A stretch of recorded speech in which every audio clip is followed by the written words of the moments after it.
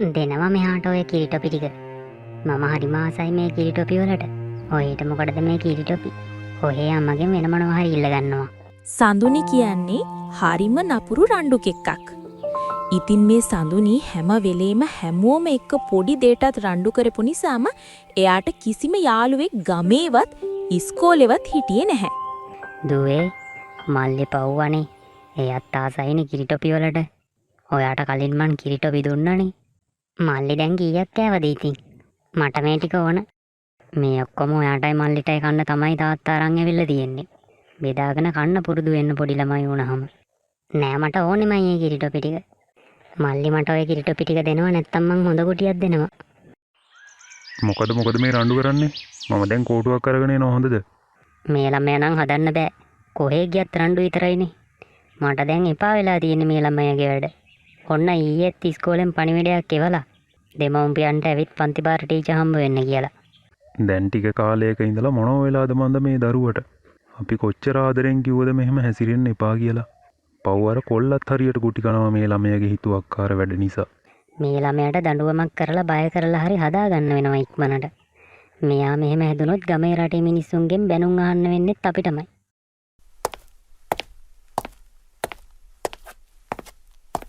Teacher අපි සඳුනිගේ අම්මයි තාත්තයි. ඇයි ටීචර් අපිට එන්න කියලා පණිවිඩයක් කියලා තිබ්බේ? ඔයාලා ආවද? සඳුනි ගැන හරිම නරක ආරංචි ටිකක් කියන්න තමයි මම ඔයාලට එන්න කිව්වේ. දන්නවද සඳුනි කරලා තියෙන වැඩක්? මේ ළමයා ඊයේ අර නිමේෂට හොඳටම ගහලා තුවාල කරලා. ඒ ළමයා කකා හිටපු කෑම එකත් උදුරලා අරගෙන කාලා. ඇයි මේ ළමයා මෙච්චර කෑම වලට පෙරේත? ඔයාලා මේ ළමයාට හරියට කෑමක් බීමක්වත් දෙන්නේ නැද්ද? පන්තියේ හැම ළමයෙක් එක්කම මොකක් හරි පොඩි දෙයකට නිතරම රණ්ඩු වෙනවා. මට නම් මේ දරුවට තරවට්ටු කරලා හොඳට මැති වෙලයි තියෙන්නේ. මට බෑ තවදුරටත් මේ ළමයාව මගේ පන්තියේ තියාගන්න. ටීචර් මම දරුවට දඬුවම් කරන්නම් මේ කරපු නරක වැඩවලට. දඬුවම් කරන්න නෙවෙයි තාත්තා. මේ ළමයා දැන් දඬුවම් කරලා හදන්න බෑ.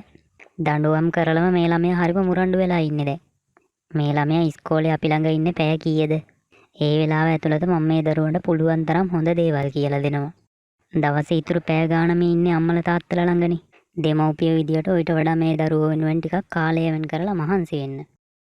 නැත්තම් මේ දරුවා අපේ ඉස්කෝලෙන් අයින් කරන්න වෙනවා. අනේ ටීචර් එතකොට අපේ දරුවෝ ඉගෙන ගන්නේ කොහොමද ඉස්කෝලෙන් අයින් කළොත්? කරන්න දෙයක් නෑ තාත්තා. මේ ළමයා නිසා මට මුළු පන්තියම ළමයින්ට උගන්වන්න විදියක් නැති වෙලයි තියෙන්නේ දැන්. අනේ මන් දන්නේ මේ ළමයට මොන යකෙක් වෙයිලද කියලා. ඉස්කෝලේ යවලත් ඉවරයි දැන්. අපි මේ දරුවට ගුරුකමක්වත් කරලා බලමුද? අර ගලේ දේවාලේ ඉන්නවලු තාපසතුමෙක්. එතන හරි අනුහස් තැනක්. ගොඩක් මිනිස්සුන්ගේ කරදර වලට පිළිහිට වෙන තැනක් ඒක. ඔව් එහෙම එකක්වත් විතරයි දැන් අපිට කරන්න ඉතුරු වෙලා තියෙන්නේ. අපි ඉක්මනට දවසක යමු මේ දේවාලෙට. අනේ අම්මේ පුතා අඬනව නේද? පුතා ඇයි මේ අඬන්නේ? අනේ අම්මේ මගේ ඔළුව. මේ දරුවගේ ඔළුව තුවාල වෙලා. මොකද්ද දරුවෝ උනේ? අක්ක ගලකින් ගැහුවා අම්මේ ඔළුවට. අනේ මට රිදෙනවා අම්මේ. මොනවා?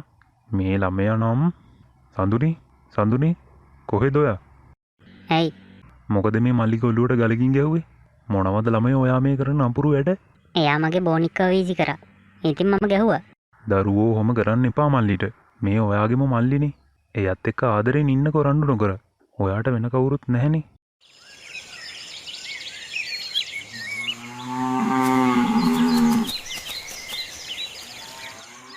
මල්ලි එනවද මාත් එක්ක සෙල්ලම් කරන්න යන්න? හා යමු අක්කේ. මොකද්ද අපි කරන සෙල්ලම? අපි බෝල අල්ලමු. හා අක්කේ ඔයා බෝලේ දාන්නකෝ එහෙනම්. ඉන්න මම බෝලේ දාන්නම්. මෙන්න මෙතන විසකෝඹි ගුලක් තියෙනව නේද?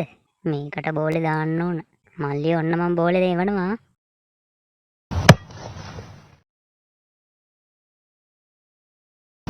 අයියෝ මගට නෙවටුනේ. ඔයා බෝලේ අවුලගෙන එවන්නකෝ. අයියෝ අනේ අම්මේ මාව කෝඹි ගුලකට වැටුණා. අයියෝ මෙන්න කෝඹි කනෝ. අනේ අම්මේ. ඇයි පුතේ මොකද උනේ? අනේ දෙයියනේ මගේ දරුවගේ මුළු ඇඟම කෝඹි කාලා. සඳුනි ඔයා මොකද්ද කළේ? මල්ලිව බැලුවේ නැද්ද ඔයා පොඩ්ඩක්වත්? මම දැක්කේ නෑ. එයා උඩ බලන් ගිහින් කෝඹි ගුලකට වැටිලාද කොහෙද? අනේ පුතේ එළිය සෙල්ලම් කරද්දි පරිස්සමින් සෙල්ලම් කරන්නකෝ. සඳුනි ඔයාටත් මල්ලි ගැන ගානක්වත් නෑනේ. ඔහේ බලාගෙන ඉන්නවා. මල්ලිව බලාගත්තේ නැත්තම් මං තමුන්ට තමයි ගහන්නේ ඊළඟට. ගෙට යමු ඉක්මනට. බෙහෙත් ටිකක්වත් ගන්න ඔය කෝම්පි කාපු තැන් වලට. සඳුනි ඔයත් එන්න ගෙට. දැන් ඇති සෙල්ලම් කරා.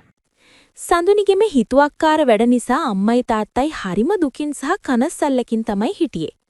දවසින් දවස සඳුනිගේ මේ නපුරුකම් එන්නෙන්නම වැඩි වුණා. ඒ වගේම සඳුනිගේ පාසල් ගමනත් නතර වුණා. ඒ නිසා සඳුනිගේ පන්තිය ළමයි නම් සඳුනිගේ කරදර වලින් නිදහස් වුණා. අපි කවද්ද යන්නේ අර ගලේ දේවල් තාපසතුමා මුණ ගැහෙන්න? ඔෆිස් එකේ මේ වැඩත් එක්ක යන්න දවසක් දාගන්න බැහැනි. මට නිවාඩුවක් ඉල්ල ගන්න හරි අමාරුයි මේ දවස්වල. ඔයගේ මේ රස්සාවේ හින්දා හැමදේම පරක්කු වෙනවා. මේ දරුවෝ දැන් එන්නම මුරණ්ඩු වෙනවා.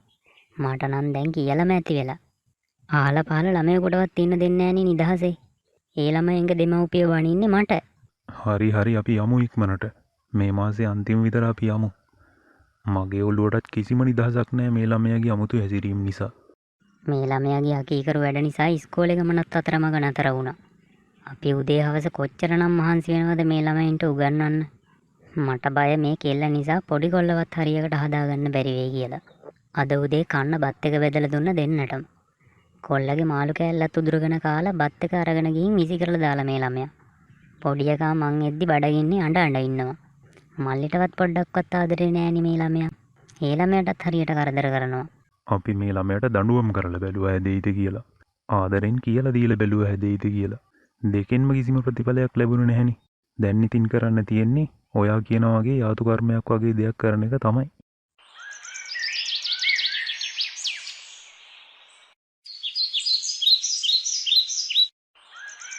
මල්ලි අපි යමුද අඹ කඩන්න අර ගේ පිටිපස්සේ තියෙන අඹ ගහින්? අක්කේ යමු.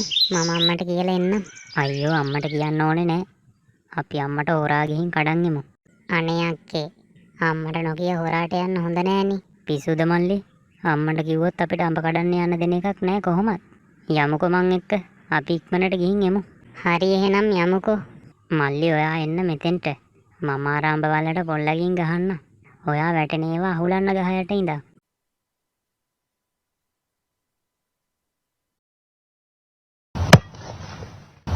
අනේ අම්මේ මෙන්න විදිනවෝ. අනේ අම්මේ මෙන්න විදිනෝ. අනේ අම්මෝ රිදෙනෝ මෙන්න විදිනෝ. හොඳම වැඩේ. අනේ අම්මේ මාව බේරගන්නකෝ. අනේ අම්මේ මට රිදෙනෝ. පුතේ අනේ මොකද මේ අඬන්නේ? අනේ ඇයි පුතේ මේ අඬන්නේ? මොකද උනේ? අනේ තාත්තේ මට මීමැස්ස විද්ද තාත්තේ. මොනවා මොකක් කරන්න කියලාද ළමයෝ මේක කරගත්තේ? අක්කා එක්ක අඹ කඩන්න ගියා වත්ත පහලට. අක්කා අඹ ගෙඩියකට පොල්ලෙන් ගැහුවා. මීමැසි කූඩුවටයි වැදුනේ. සඳුනි මෙහාට එනවා. මට ඇත්ත කියනවා. තමුන් හිතලම නේද මෙහෙම දෙයක් කරේ? ඇයි ඔයා මල්ලිට මෙහෙම වද දෙන්නේ? මල්ලි මොනවද ඔයාට කරේ මෙච්චර නපුරු වැඩක් කරන්න යාට? ඔයා ඉස්සර මල්ලිට කොච්චර ආදරෙයිද? දැන් ඇයි මෙහෙම සිරින්නේ දරුවෝ? ඒ ඉස්සරනේ. දැන් එහෙම නෑ මං. සඳුනි ඔයා මගෙන් ගොටි කනවා ආයෙ මොහොම නරක විදියට හැසිරුණොත් හොඳද? ඉවසීමේ සීමාවක් තියෙනවා අපිට. ළමෙක් විදියට හැසිරෙන්න පුරුදු වෙන්න. මොකද මේ සද්දේ? දෙවෙනි ඇයි මේ පුතා අඬන්නේ? මොකද්ද මේ ළමයට උනේ? මේ ළමයා මීමැසි කූඩුවක් කඩලා දාලානේ පුතාගේ ඇඟට. මොනවා? දෙයනේ ඇයි ළමයා ඔයාවම හැදෙන්නේ?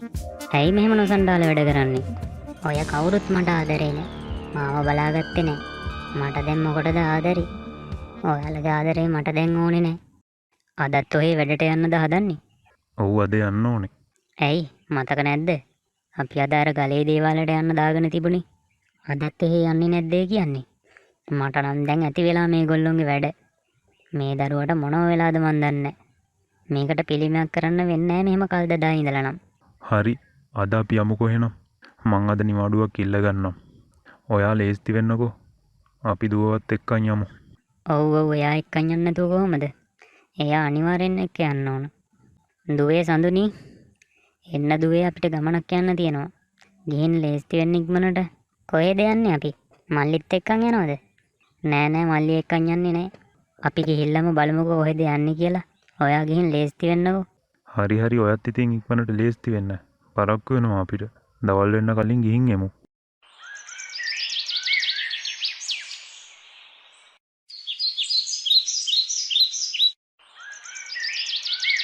මොකක්ද දරුවනේ කාරණාව? ඇයි මේ දරුවෝ හරිම කනස්සල්ලෙන් වගේ ඉන්නේ? තාපසතුමනි, අපේ මේ දරුවෝ ගොඩක් නරක විදියට හැසිරෙනවා. හරිම අකීකරුයි. කිසිම පොඩි ළමයෙකුට ආස නැහැ. හැමෝම එක්ක පොඩි දෙයටත් රණ්ඩු වෙනවා. ඒ දරුවන්ට ගහනවා, තුවාල කරනවා. අනේ තාපසතුමනි, අපේ දරුවෝ මේ කරදරෙන් නිදහස් කරලා දෙන්න. මගේ දරුවෝ හොඳ මාර්ගයට අරගෙන සිතක් ශාන්තියක් කරලා දෙන්න. මේ දරුවෝ ඉස්සර කාටවත් කරදරයක් නොකරපු හරිම අහිංසක දරුවෙක්. ඔය දරුවගේ නම මොකක්ද? සඳුනි. සඳුනි දුව මෙතනින් ඇවිල්ලා ඉඳගන්නකෝ. හරි දැන් මට කියන්න දරුවෝ, ඔය දරුවෝ ඇයි මෙහෙම නපුරුනේ කියලා. මම කොහොමත් නපුරු ඉස්සර ඉඳලම. මේ දරුවා මට ඇත්ත කියන්නේ නෑ වගේ නේද? මෙන්න මේ පෑන් කලයන් ටිකක් ඉස්සාම ඇත්තම කියවෙයි ඔය දරුවට. දැන් හරි. දැන් කියන්න බලන්න අපිට ඔය දරුවගේ ඇත්ත කතාව. මගේ නම කසුනි. කලින් ඔය දරුවගේ නම කිව්වේ සඳුනි කියලානේ. කසුනි කියන්නේ කවුද? අනේ දෙවියනේ, ඒ අපේ මැරුණු අනිත් දරුවා. අනේ කසුනි දුවේ ඔයා. ඇයි මේ මළගිය ප්‍රාණියෙක් ඇවිත් මේ දරුවගේ ඇඟට වෙහිලා කරදර කරන්නේ? මොකක්ද තමුන්ගේ තියෙන උවමනාව? මම ඉපදෙනකොටම මගේ ඇස් දෙකම අන්ධයි. සඳුනි නංගි වගේ නෙවෙයි. මට කිසි දෙයක් තනිවම කරගන්න බෑ. ඒ නිසා හැම දෙයකටම කාගෙන් හරි උදව්වක් ඕන.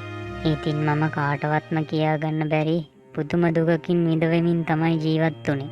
මම ඉස්කෝලේට ගියත් සෙල්ලම් කරන්න ගියත් යාළුවා මාව කොන් කළා ඇස් පේන්නේ නැති නිසා.